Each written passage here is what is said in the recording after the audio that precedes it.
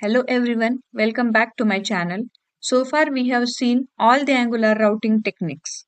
So if you have not gone through my earlier routing related videos, then I would request you to watch that video because I had explained all these 4 techniques in details. But in this video, we are going to see the difference of all techniques. So first I will cover the theory part of all 4 techniques and then we will see the difference with practical. So the first technique is href. And what is href? href is a HTML attribute. With this technique, the whole page will get refreshed and because of that we can't see the previous changes if we come back to the same page. But this is the drawback of href attribute, and to overcome this drawback we have all these 3 techniques in Angular. And by using all these 3 techniques, the page will not get refreshed. That is why we can see the previous changes if we come back to the same page. So this is the syntax of href attribute. href attribute will take string value with path.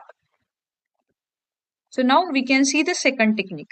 So to overcome the drawback of href, we can use routerLink directive. So what is routerLink? routerLink is a directive in Angular, and the use of this directive is if we want to navigate to the next page without performing any task. It means we can use this technique for the redirect to new page without page reload. But if we want to perform any task before routing to the next page, we can use the router methods, that is navigate and navigateByUrl method. And this is the syntax of routerLink. This syntax is similar like href attribute. But we can assign this part to routerLink with 4 different ways that I had already explained in part 3 of Angular routing series. I will also show you quickly while giving practical example of all 4 techniques. Okay. So next is navigate and navigateByUrl. So both are the router methods of Angular, but the difference is navigate method is used to accept an array and it constructs the route path. Whereas navigateByUrl method is used to accept a string where we can give the route path. And the syntax is this: in order to use navigate and navigateByUrl method, we need to inject the router through constructor and we need to import this router from Angular/router package. So you can see here navigate method is accept a array with multiple values and this navigateByUrl method accept a string value. So that's it about theory. And now we will do some practical for better understanding.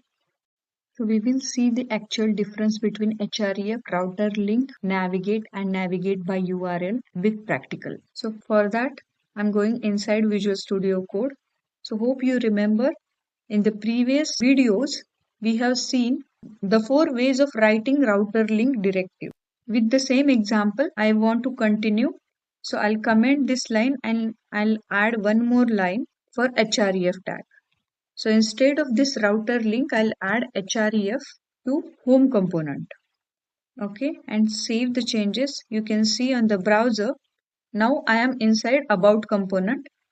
Once I redirect to home component, you can see the page is getting reload. Hope you recognize the changes. So one more time I'll do. Now I am going back to home component. You can see page is getting refreshed or page is getting reload. So this is the drawback of href attribute. With the help of href attribute, the whole application is getting reload. So instead of href, we used routerLink directive.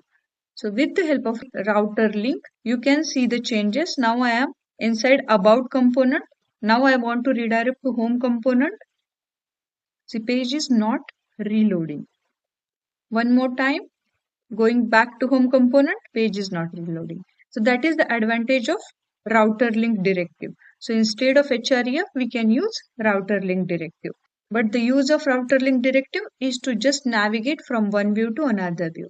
And if you want to perform any task before navigate to another view, then we have to use navigate and navigate by URL method. So for that, we have added one submit button inside about component. I'll add one more button, and here I'll give call 3. This is also call 3. We will use this button for navigate method, and this button we will use for navigate by URL. Okay, so I'll change the method name. This is for nav and this is for nav URL. Okay, I'll define the same method inside TS file.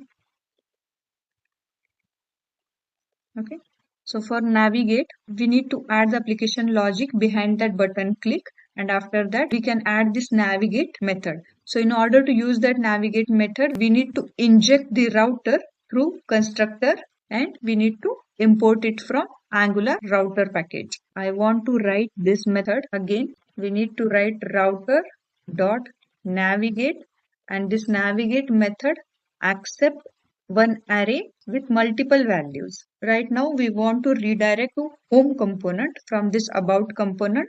So I'll add the path as a home, but you can add multiple values inside like ID, category, etc. Okay. So I'll write code for navigate by URL method.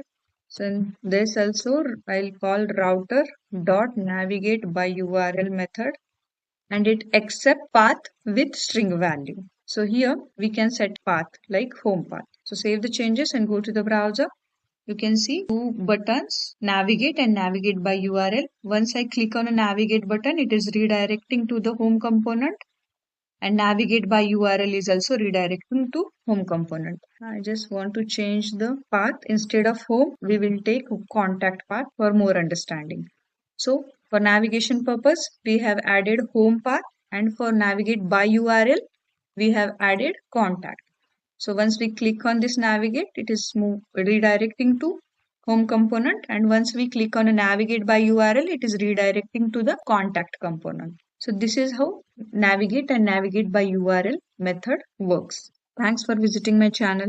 If you learn anything from this Angular routing series, then please do like, share and subscribe to my channel. Thank you. Bye-bye.